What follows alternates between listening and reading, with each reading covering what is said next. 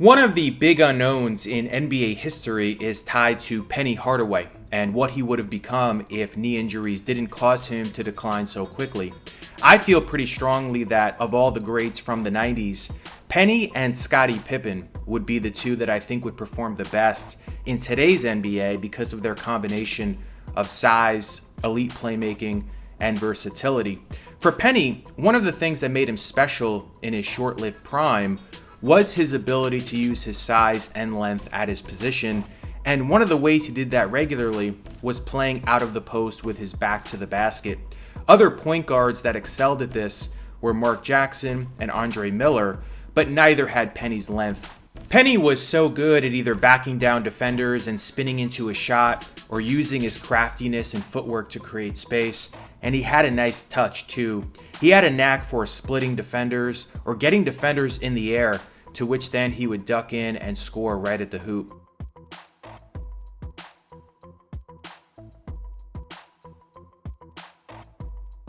His vision and instincts out of the post were great as well, as he made excellent passes as he surveyed the floor with his back to the hoop.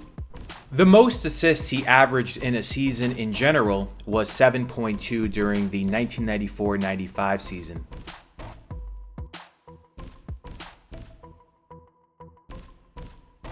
The Magic were unique in the 90s in that all of their core players excelled posting up. Obviously Shaquille O'Neal, then Penny, and Nick Anderson was very good using his strong body down low. And then particularly with Dennis Scott and Anderson, the floor was well spaced. Those double teams that Shaq and Penny got in the post would often lead to open looks for Scott and Anderson from downtown. As shown here, sometimes you'd see a short kick to Horace Grant at the elbow after the double team in the post, and then Horace would swing it to Scott for an open three. The Magic ranked near the top in three-pointers during that era. Many thought perhaps Penny would be the next Magic Johnson because of his flair in the open court to go along with his size. If he played in today's NBA, he'd be so effective flying up and down the floor and creating quick offense. You'd often see him with the Magic deliver drop-off passes to trailers like Anderson and Scott for three-pointers. He had razzle-dazzle in his game as well, making many no-look passes to teammates running the floor with him. It always looked like he was a step or two ahead of the play in his head to make these stunning passes. His most memorable pass in transition came in Game 1 of the 1995 Eastern Conference semifinals against the Bulls, when he scooped up a loose ball following Nick Anderson's poke away on Michael Jordan and then found Horace Grant for the go-ahead dunk. But I think the best word to use to describe his game was smooth. His body movements were very sharp but unpredictable. He had that nice blend of shiftiness and acceleration, which made it tough for defenders to stay connected to him.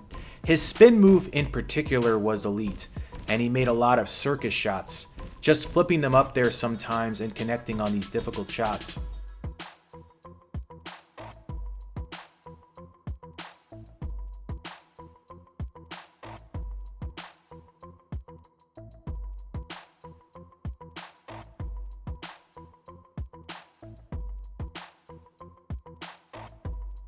Many have marveled at this move, which is considered his signature. I could be wrong on this, but I don't really remember him doing this step back move much in games, but everyone circles back to this play against the Heat during the 1997 playoffs.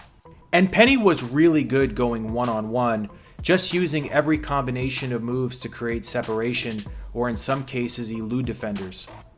He also drew a lot of fouls for a guard and had a lot of N1s.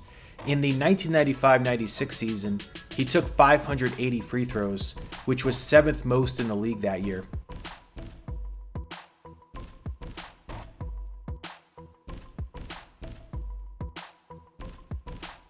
And then maybe most underrated about his game was his power. He finished a lot of plays with authority during his Magic years.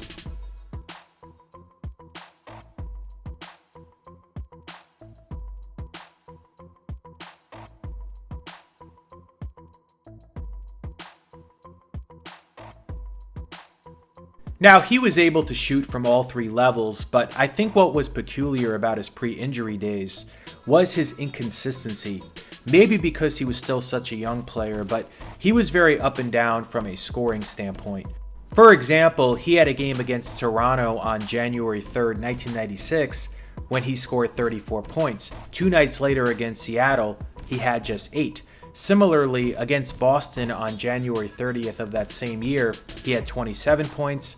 Then 2 nights later against New York, he had just 6 points. Now, of course, when he played with Shaquille O'Neal, he didn't have to ever carry the scoring load. But when Shaq was out with an injury in the early portion of that 1995-96 season, he was phenomenal. He had 7 30-plus point games during that stretch. He was also sensational late in the 1996-97 season, which was the season after Shaq went to LA. He had a number of big performances in that time, including on April 8th, 1997, when he had 30 points and 10 assists against Milwaukee. But I think a lot of his inconsistency stemmed from the fact that he was a very erratic perimeter shooter. In his 6 seasons in Orlando, he shot just 31.1% from three-point range. In his final year there in 1999, he made just 28.6% of them. Penny's most memorable individual performances came in Games 3 and 4 of Orlando's first-round playoff series against Miami in 1997. He had 42 points in Game 3 and 41 in Game 4. He actually had a great Game 5 as well, with 33 points, 10 rebounds, and 6 assists, but the Heat prevailed in that decisive game.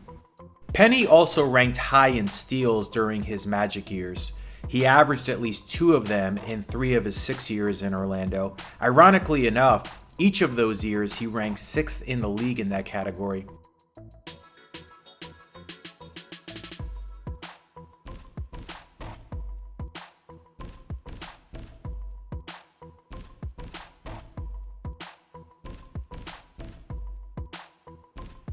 He had a few game-winning shots as well, including this breakaway dunk with 0.7 of a second left against the Bulls on February 26, 1995.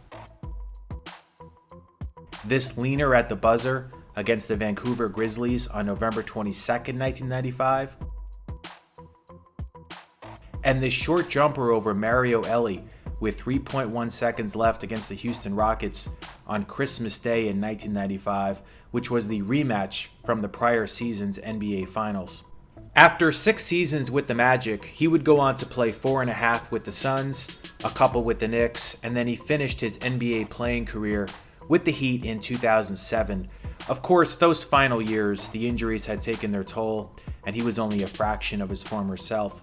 All in all, he was a 4-time NBA All-Star, made the All-NBA first team twice, the third team once, and he was a member of USA's gold-winning Olympic team in 1996. So that'll wrap up this video. If you like this kind of content, please subscribe.